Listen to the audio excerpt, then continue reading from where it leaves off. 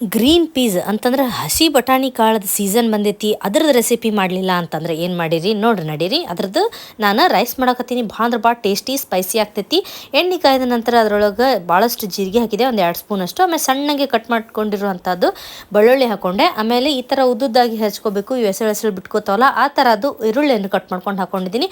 ಮೆಣಸಿನ್ಕಾಯಿ ಭಾಳಷ್ಟು ಹಾಕೋಬೇಕು ನೋಡ್ರಿ ಇದ್ರೊಳಗೆ, ಅಂದ್ರೆ ಭಾಳ ಟೇಸ್ಟ್ ಕೊಡ್ತೈತಿ.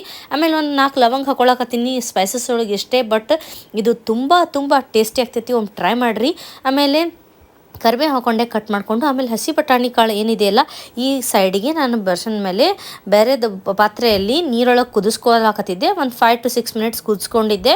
ಅದನ್ನು ಕೂಡ ಇದ್ರೊಳಗೆ ಹಾಕ್ಕೊಂಡು ಒಂದು ಸ್ವಲ್ಪ 1-2-3 ನಿಮಿಷ ರೋಸ್ಟ್ ಮಾಡ್ಕೊಂಡ್ಕೊಳ್ಳೆ. ಸ್ವಲ್ಪ ಸಾಲ್ಟ್ ಹಾಕೊಳ್ಳೋಣ. ಅನ್ನದೊಳಗೂ ಆಲ್ರೆಡಿ ಸಾಲ್ಟ್ ಹಾಕೊಂಡು ಮಾಡಿರ್ತೈತಿ, ಸೊ ಅದಕ್ಕೆ ನೋಡಿಕೊಂಡು ಹಾಕೋಬೇಕು. ಇಲ್ಲಿ ಎಷ್ಟು ನಿಮಗೆ ಬೇಕಂತ ಹೇಳಿ ಅಷ್ಟು ನೋಡಿಕೊಂಡು. ಆಮೇಲೆ ಅನ್ನ ಸ್ವಲ್ಪ ಆರಿಸ್ಕೊಂಡು ರೆಡಿ ಮಾಡ್ಕೊಂಡು ಇಟ್ಟಿದ್ದೆ.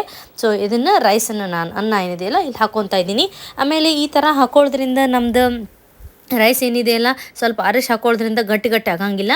ಸ್ವಲ್ಪ ಅರಿಶಿನೇ ಹಾಕೋಬೇಕು. ಆಮೇಲೆ ಸ್ವಲ್ಪ ಟೇಸ್ಟ್ ಬ್ಯಾಲೆನ್ಸ್ ಮಾಡೋ ಸಂಬಂಧ ಸ್ವಲ್ಪ ಶುಗರನ್ನು ಹಾಕೊಳ್ಳಕತ್ತೀನಿ, ಅಂದರೆ ಸಕ್ಕರೆ. ಸೊ ಇದೆಲ್ಲ ಮಿಕ್ಸ್ ಮಾಡೋದಾದ ತಕ್ಷಣ ಇದು ರೆಡಿಯಾಗಿದೆ ನಮ್ಮದು ಗ್ರೀನ್ ಪೀಸ್ ಪುಲಾವ್ ಅಂತ ಹೇಳ್ಬೋದು ನೀವು. ಆಮೇಲೆ ಹಸಿ ಬಟಾಣಿ ಕಾಳದ ರೈಸ್ ಒಮ್ಮೆ ಟ್ರೈ ಮಾಡಿರಿ ಅಂತೇಳಿ ಭಾವಿಸ್ತೀನಿ. ಮುಂದಿನ ವಿಡಿಯೋದಲ್ಲಿ ಸಿಗ್ತೀನಿ. ಅಲ್ಲಿ ತನಕ ಟೇಕ್ ಕೇರ್, ನಮಸ್ಕಾರ.